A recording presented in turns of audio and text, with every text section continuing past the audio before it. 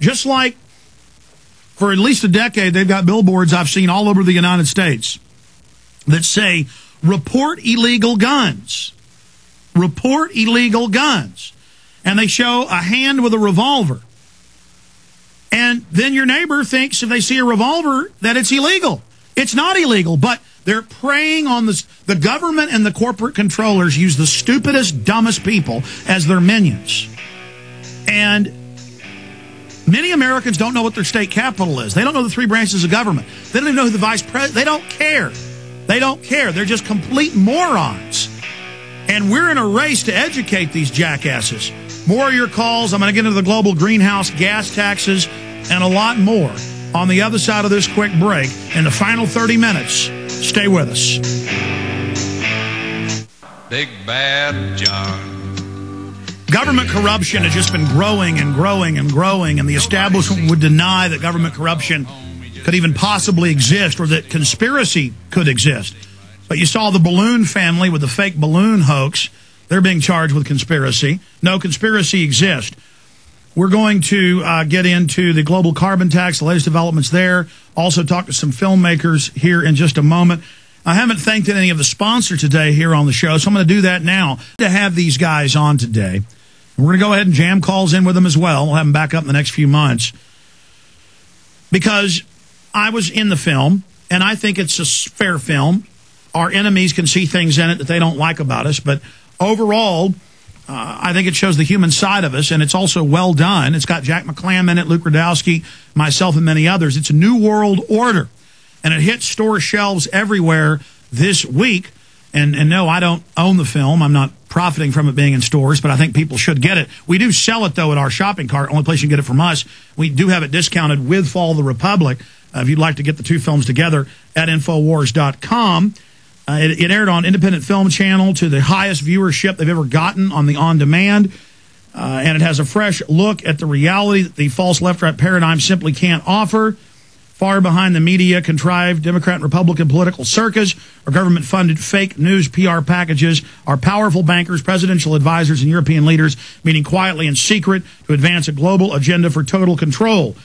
It's the reality that the mainstream media refuses to cover, and it's the unreported truth that the subjects of the film New World Order will stop at nothing to expose. Film producers from C-Think, the directors Andrew Neal and Luke Meyer join us today. Good to have you guys on. Long time no talk. Hey, Alex, how you doing? It's great to be back here, Alex.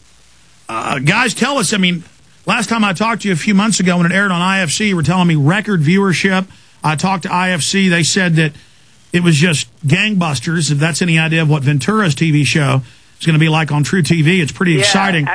There's actually an update to that. It turns out it wasn't just the most successful one on IFC download, but actually in all of Cablevision ever for documentary. So it was a tremendous success on television. So that's great. Well, I didn't know that. So what should that tell the establishment? It should be pretty clear to the establishment that the people want to know about the New World Order. And how stupid does the establishment look? Your film seems to have come out at the perfect time for mainstream television, because now open world government's being announced, open banking controls being announced, open global carbon taxes being pushed. Everything we talk about is unfolding publicly. Yeah, no, I think that what it demonstrates is that people are interested in not looking at cardboard cutouts or two-dimensional stereotypes of people, that are classified as quote-unquote conspiracy theorists.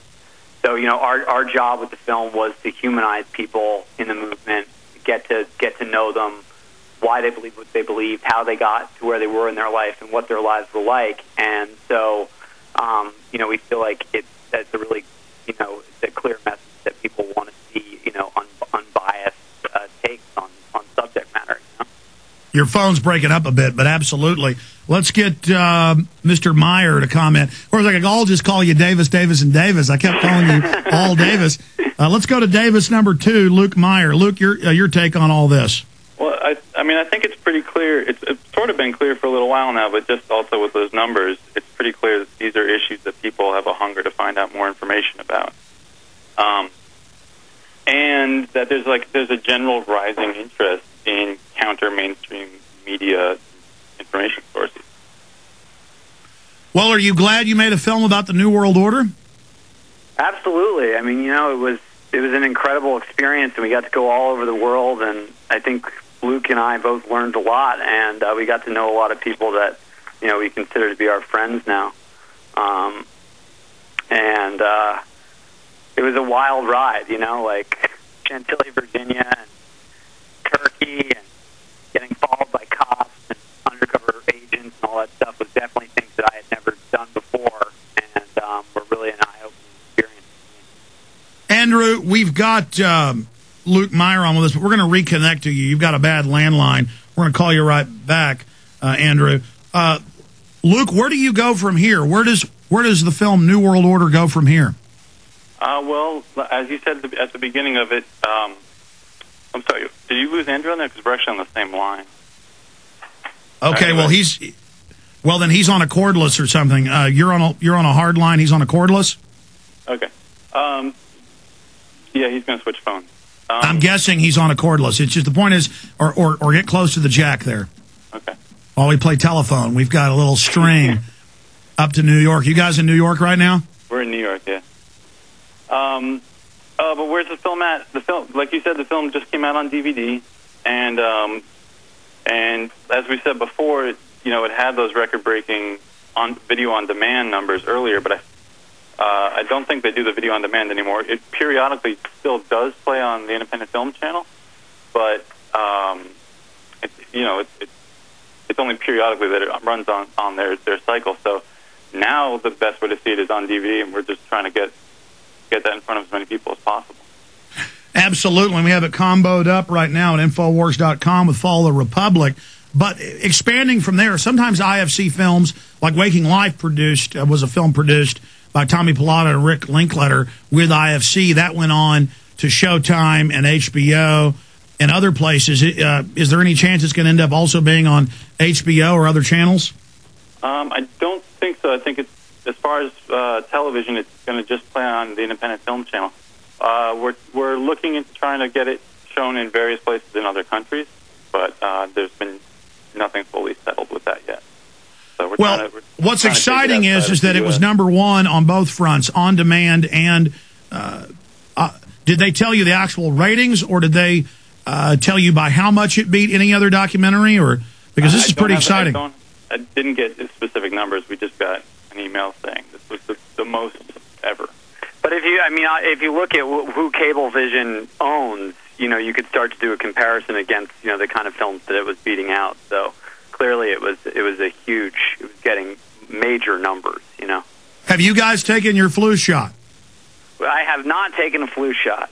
Me neither. So does that mean taken your flu shot, Alex? No, I haven't. So I'm asking.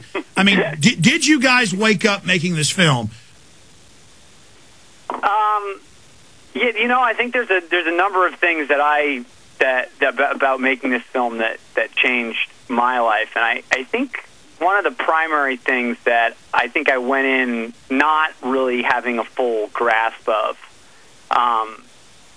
was what rights were as a filmmaker. And actually, I have to say, hanging around with you, Alex, and Luke Rudowski really taught me a lot about what I'm allowed to do with a camera. And I think before I made this movie, I kind of had that attitude about police officers that I think, to some extent, the police kind of like you to have, which is whatever we say you have to do, and you don't have the right to shoot on the street and all that kind of stuff. And I kind of felt like, to some extent, I sort of just cowered and did what they said. And I think after shooting this film, I felt... Andrew, your phone went out again. As much as I'd like to be able to hear this, I'm not sure what's going on with it. Are you on a cordless phone? Yeah, we're on wireless phones.